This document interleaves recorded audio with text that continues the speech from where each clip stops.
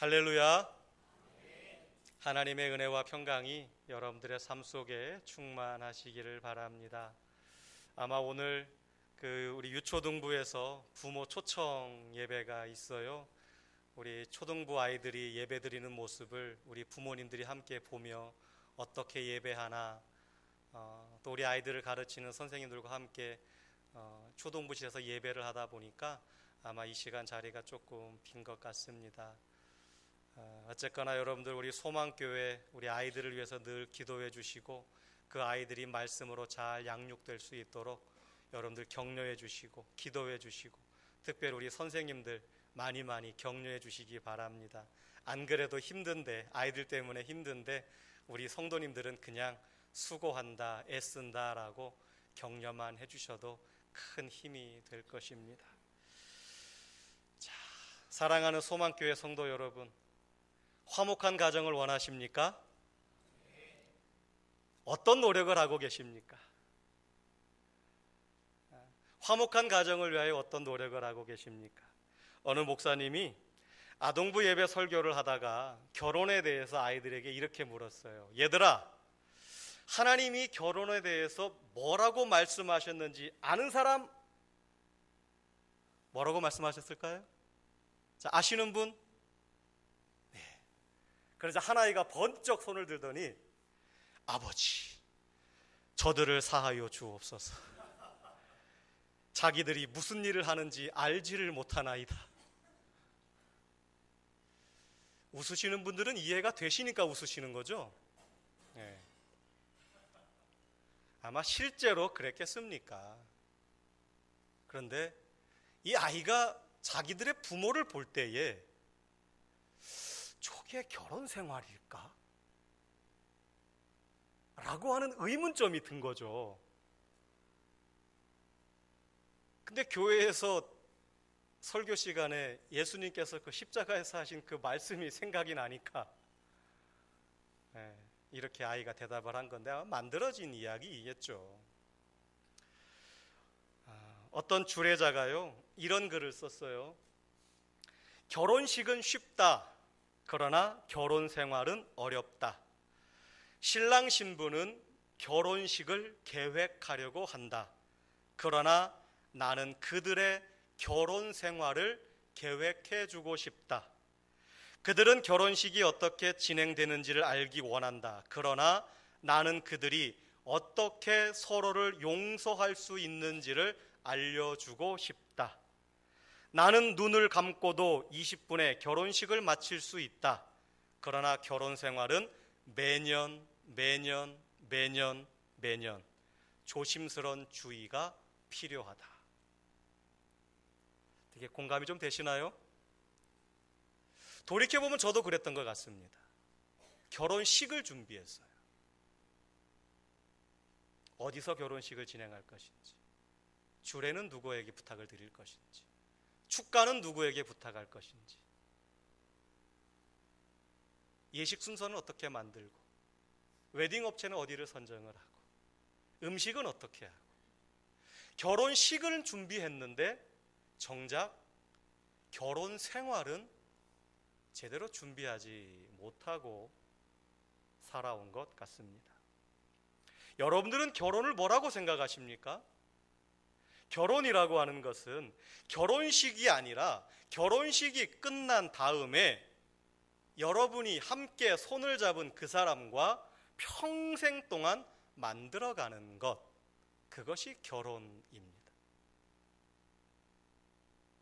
근데 많은 사람들이 결혼식이 끝나면 결혼이 완성됐다, 그렇게 생각을 합니다. 살아보니 그러시던가요? 결혼식이 끝나니까 결혼이 딱 완성이 됐습니까? 그렇지 않잖아요. 그 다음부터 문제가 얼마나 많은 문제들이 발생을 합니까? 정말 많은 문제들이 발생을 합니다.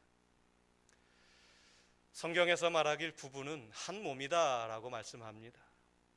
부부는 지적으로도 한 몸이고 감정적으로도 한 몸이고 사회적으로, 신앙적으로, 그리고 육신적으로 하나가 되어야 합니다. 창세기 2장에 보게 되면 하나님께서 아담을 먼저 만드시고 그 아담이 홀로 아름다운 에덴 동산을 거니고 있는 모습이 너무나 보기가 좋지 않았어요. 그래서 하나님께서는 아담의 갈비뼈 하나를 딱 빼서 아름다운 여인을 빚으셨습니다. 그리고 그 여인을 아담의 돕는 배필로 주셨지요. 성경에 둘이 결혼했다라고 기록하진 않았지만 하나님께서 돕는 배필로 주셨다라고 하는 것은 우리들이 생각하는 그 결혼의 의미가 맞습니다. 그런데 그 두 사람이 결혼을 했는데요, 자기에게 온 그 아내를 보면서, 하와를 보면서 아담이 뭐라고 고백하냐면 이는 내 뼈 중에 뼈요 내 살 중에 살이라. 자기와 한 몸이라는 거죠. 그렇게 고백을 합니다. 그리고 아내와 한 몸을 이루었고 두 사람이 벌거벗었으나 전혀 부끄러워하지 않았다라고 그렇게 고백하고 있습니다. 여기서 여러분들에게 한 번 더 질문을 드리면, 여러분의 배우자가 부끄럽습니까? 부끄럽지 않으십니까? 대답하지 마세요. 다 들키니까.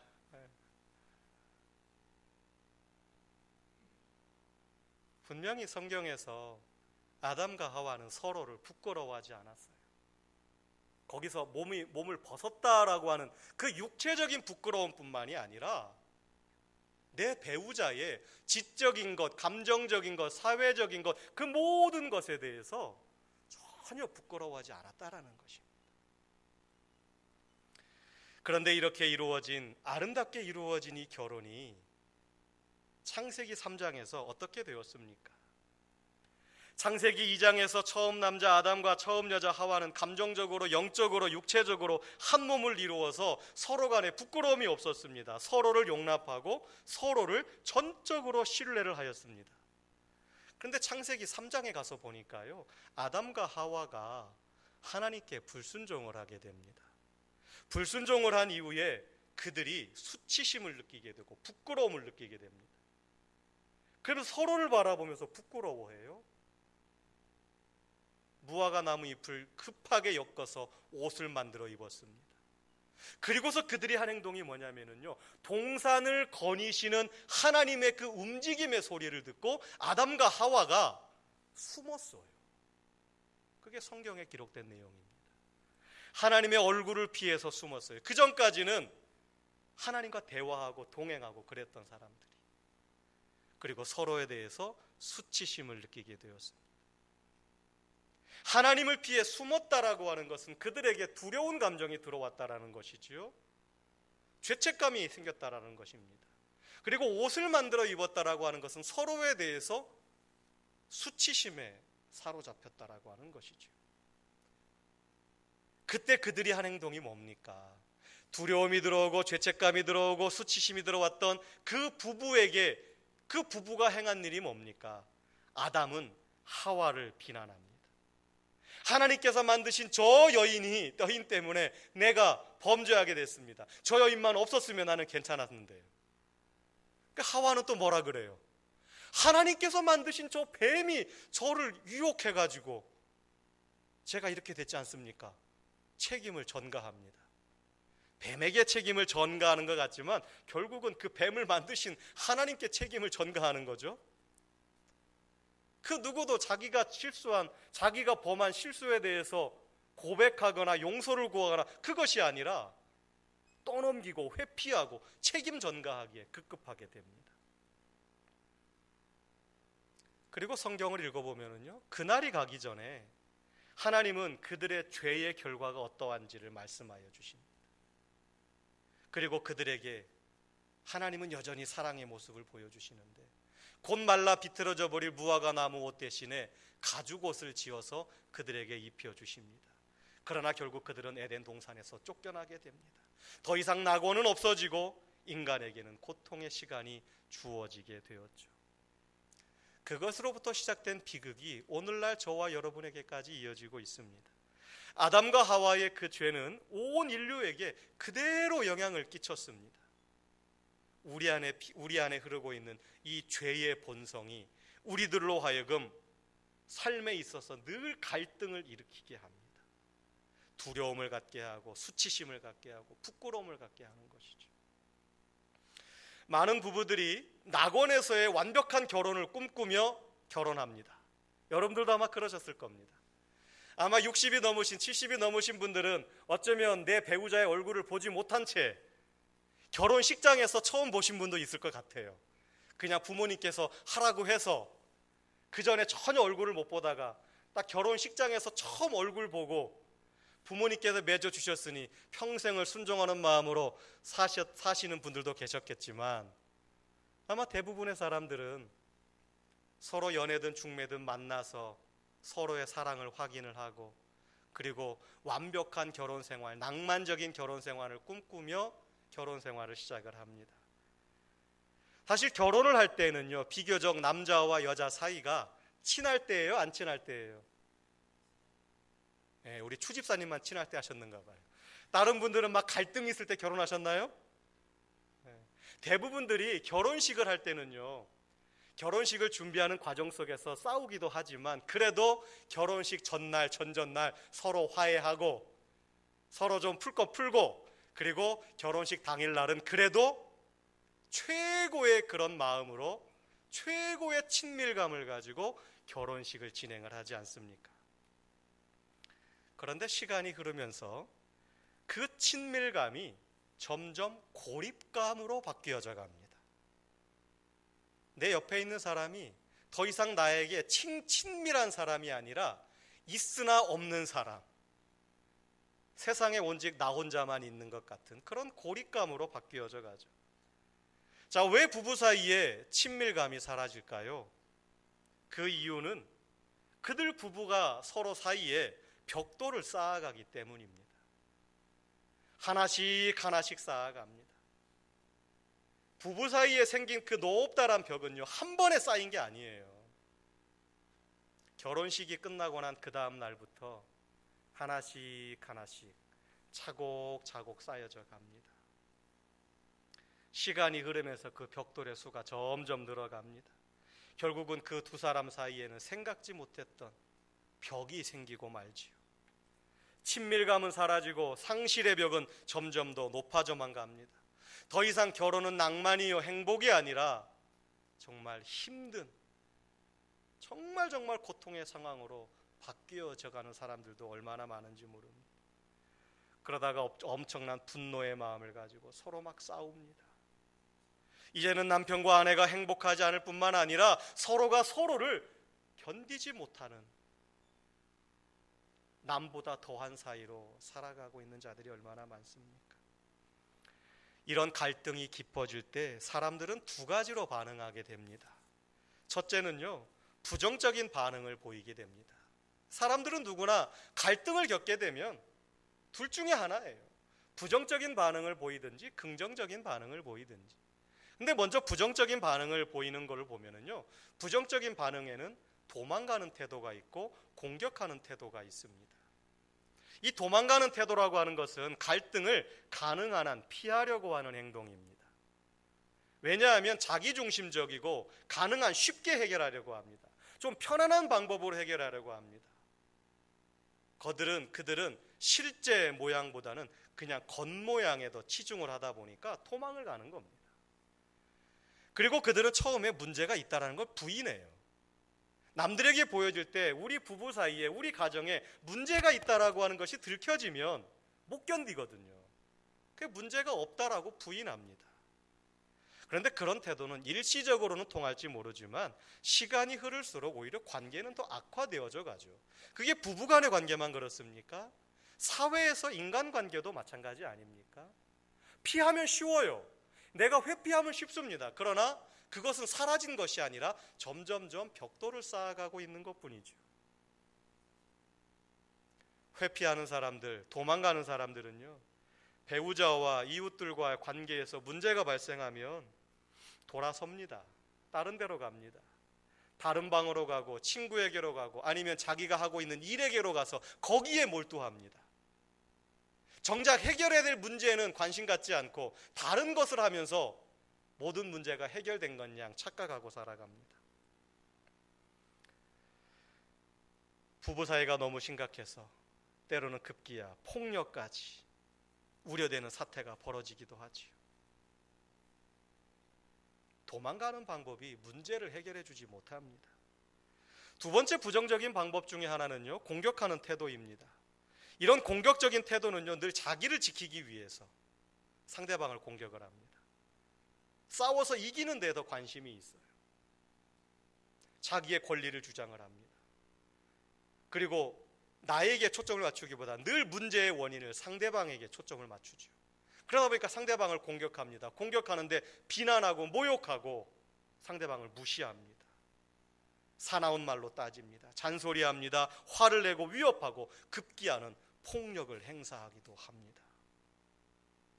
근데 왜 이런 부정적인 태도가 나올까요?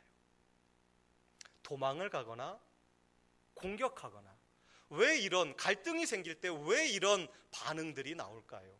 성경은 그 이유를 말씀해 주고 있는데 야고보서 4장 1절에 보게 되면 너희 중에 싸움이 어디로부터 다툼이 어디로부터 나느냐?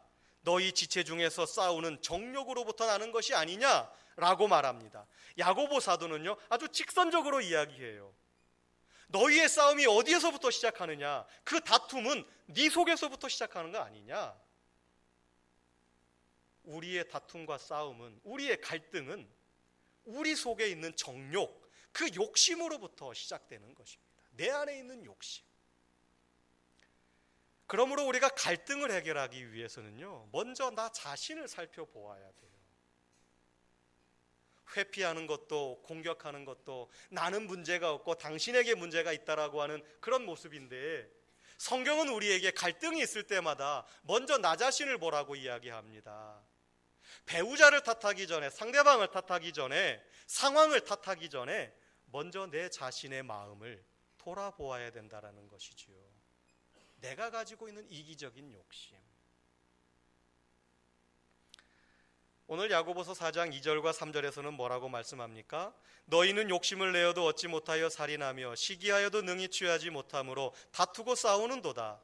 너희가 얻지 못하면 구하지 아니하기 때문이요 구하여도 받지 못하면 정욕으로 쓰려고 잘못 구하기 때문이다 라고 말씀하고 계십니다. 여기서 야고보 사도가 분명히 지적합니다. 우리가 다투는 이유는 우리의 욕심, 우리의 이기심 때문입니다. 내 안에 있는 욕심. 내가 원하는 것이 내 욕심에서 원하는 것이기 때문에 내가 그것을 가지게 될 때 다른 사람과 갈등을 가지게 되는 거죠. 왜냐하면 내가 어떻게든지 그걸 가져야 되잖아요. 수단 방법을 가리지 않고 가지려고 하니까. 근데 욕심이 끊임없이 일어나거든요. 그러니까 결국 상대방과 갈등을 일으킬 수밖에 없습니다. 문제는 자기중심적인 태도입니다. 이기심이라고 하는 것이 부부간에 그리고 내 동료들과의 관계 속에서 늘 다툼을 일으키게 됩니다. 자, 그러면 두 번째 반응, 갈등이 있을 때 두 번째 반응은 긍정적인 반응인데요. 긍정적인 반응은 문제를 회피하지 않고 그 문제에 직면하는 것입니다. 갈등이 있을 때 내 생각을 말해서 지적인 친밀감을 가지고, 갈등이 있을 때 내 감정을 나누어서 정서적인 친밀감을 나누고, 갈등이 있을 때 함께하는 시간을 가져서 사회적인 시간을 가지고, 갈등이 있을 때 함께 신앙을 나누어서 영적인 친밀감을 가지고, 특별히 부부간에는 갈등이 있을 때에 따로 분리하는 것이 아니라 함께 몸을 나눔으로 육체가 하나 됨으로 육체적인 친밀감을 가져야 되는 것입니다. 경우에 따라서는 친밀감을 이루기 위해서 적절한 양보와 타협도 분명히 우리에게는 필요합니다. 갈등을 해결하기 위해서 특별히 저와 여러분은 신앙인 아닙니까? 하나님을 믿는 우리들은, 신앙인들은 어떠한 태도를 취해야 될까요? 분명히 우리도 갈등은 늘 있습니다. 늘 갈등이 있는데 우리가 그 갈등을 어떻게 이겨갈 수 있을까요? 첫째는 고백하는 것입니다. 배우자와의 갈등, 이웃들과의 갈등, 동료와의 갈등을 해소하기 위한 첫 번째 단계는 고백입니다. 사람이 자기 잘못을 인정하고 고백하는 것이 쉬운 일이 아니죠. 어떻게 여러분들은 고백을 잘 하십니까? 자기 먼저 잘못을 잘 인정하시나요? 참 쉽지 않더라고요. 쉽지 않습니다. 특별히 부부간의 이 고백이, 잘못을 먼저 인정하고 고백하는 것이 부부간에가 더 어려운 것 같아요. 오히려 남들에게는 더 잘하는데 부부 사이에 더 잘 못하고 있는 것 같습니다. 왜냐하면 잘못이 나에게만 있는 것이 아니다라고 하는 생각 때문이죠. 나는 한 40% 잘못했고 내 상대방은 한 60% 잘못했으니까 누가 먼저 고백해야 돼요? 왜 웃으시게만 하시고? 잘못을 더 많이 한 사람이 고백해야 되잖아요. 그러니까 우리들 속에 그런 생각이 너무나 많이 깔려 있어요. 사실 우리는 하나님 앞에서 모두가 다 죄인 아닙니까? 앞서거니 뒤서거니 하는 죄인들이잖아요. 하나님 앞에 우리가 하나님 저는 저 사람보다 덜 죄인입니다 라고 할 만한 그런 게 없잖아요. 사람과의 관계 속에서도, 특별히 부부와의 관계 속에서도 어떻게 그것을 나눌 수가 있어요? 네가 더 잘못했나 내가 더 잘못했나. 하나님 앞에서는 누구도 자신의 죄를 부인하거나 숨기거나 변명하거나 합리화하거나 심지어 축소할 수 없습니다. 우리가 하나님 앞에 죄를 고백하면 하나님은 언제나 우리 죄를 용서해 주신다고 약속하셨습니다. 잠언 28장 13절 말씀에 자기의 죄를 숨기는 자는 형통하지 못하나 죄를 자복하고 버리는 자는 불쌍히 여김을 받으리라 하나님은 말씀하고 있습니다. 오히려 고백하는 자에게 하나님께서 용서의 은혜를 주신다라고 말씀하고 있습니다. 우리가 갈등이 있을 때요, 먼저 하나님 앞에 고백이 있어야 됩니다. 하나님 앞에서 회개하고 그러고 나서 그것에 해당되는 사람과 우리는 고백해야 됩니다. 특히 우리의 배우자에게, 내 아내에게, 내 남편에게 우리는 분명히 고백을 해야 됩니다. 또한 고백과 함께 행동이 바뀌어야지요. 고백만 하고 그 다음에 똑같이 행동을 취하면 안 되잖아요. 진실한 고백과 함께 그 다음에 행동이 조금씩 바뀌어 갈 때 서로가 높게 쌓여져 있던 그 담들이 하나씩 허물어져 가는 것입니다. 두 번째 갈등을 해소하는 긍정적인 태도는요, 용서입니다. 고백이 쉬운 일이 아닌 것처럼 용서도 쉽게 할 수 있는 일이 아닙니다. 그러나 하나님의 도우심과 내 안에 계시는 성령님의 그 능력으로 우리는 우리 인간으로는 할 수 없는 그것을 우리는 하나님의 능력을 힘입어서 용서할 수 있습니다. 용서는 감정이 아닙니다. 용서는 잊어버리는 것도 아니고요, 용서는 양해해 주는 것도 아닙니다. 자, 그러면 용서는 뭘까요? 용서는요, 내게 그 사람이, 상대방이 나에게 진 빚이 없다라고 선언해 주는 것입니다. 누구의 용서입니까? 하나님의 용서예요. 우리를 향하신 하나님의 용서, 우리는 그 용서를 기억해야 됩니다. 우리가 예수 그리스도를 믿고 하나님 앞에 죄를 고백하는 순간 하나님은 우리를 용서해 주시는데, 감정적으로 용서해 주시는 것이 아니라, 잊어버리시는 것이 아니라, 양해해 주시는 것이 아니라, 너는 더 이상 나에게 진 빚이 없다, 그렇게 하나님께서는 용서하여 주시는 것입니다. 무조건적으로 용서해 주시는 것이죠. 하나님은 우리의 죄를 용서하는 조건을 제시하지도 않습니다. 이 다음에 다시는 죄를 짓지 않겠다고 약속하라고 강요하지도 않으십니다. 그 대신 하나님은 미쁘시고 신실하셔서 우리가 죄를 고백할 때마다 우리 죄를 사해 주시고 우리를 모든 불의에서 깨끗하게 해주신다라고 요한일서 1장 9절은 우리에게 말씀해 주고 계십니다. 사랑하는 성도 여러분, 우리가 용서할 때 이 하나님의 용서를 기억해야 됩니다. 우리가 용서할 때 이 하나님의 용서를 우리는 본받아야 합니다. 하나님이 우리를 용서하신 것처럼 우리가 하나님 안에 거할 때, 주의 영이 우리 안에 거할 때 우리도 서로를 용서할 수 있는 것입니다. 자, 이제 우리가 할 일은 주님의 십자가 앞에 나아가서 기도하는 것입니다. 그것이 우리가 갈등을 극복하기 위해 해야 할 세 번째의 긍정적인 반응, 바로 기도입니다.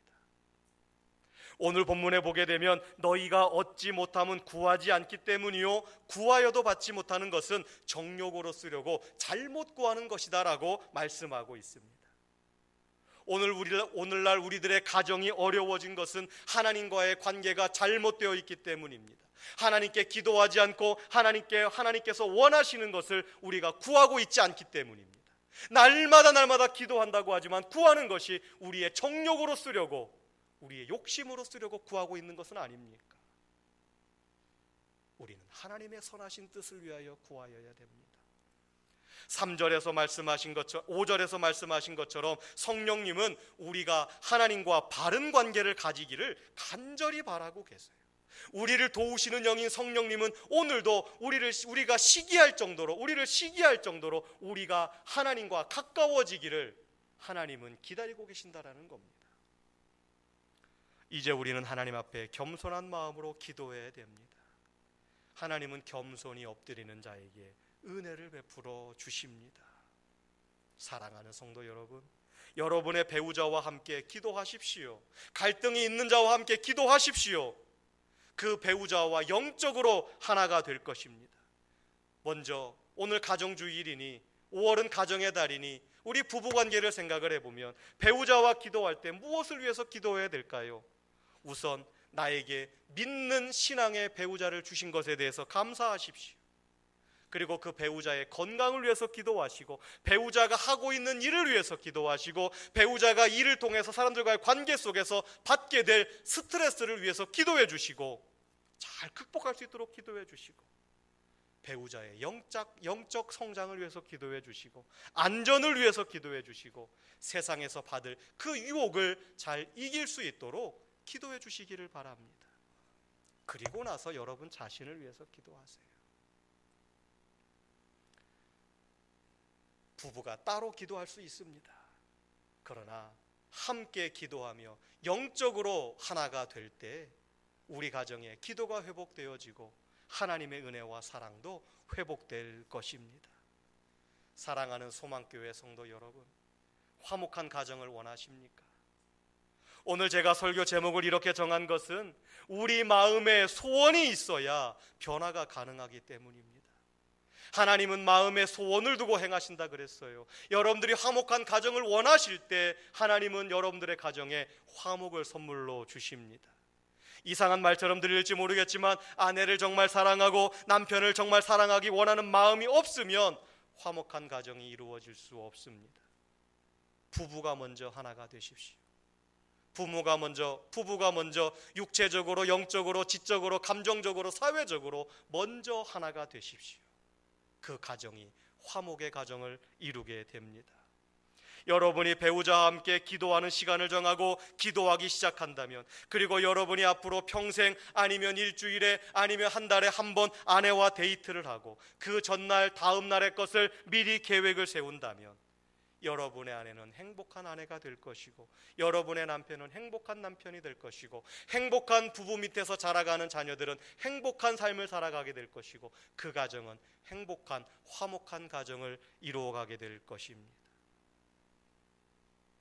오늘 하나님께서 저와 여러분에게 주시는 이 화목한 가정의 은혜가 저와 여러분들에게 넘쳐나서 우리들의 남은 생애가 늘 기쁨과 감사가 넘치는 그런 축복의 삶이 되어지시기를 주님의 이름으로 축원합니다.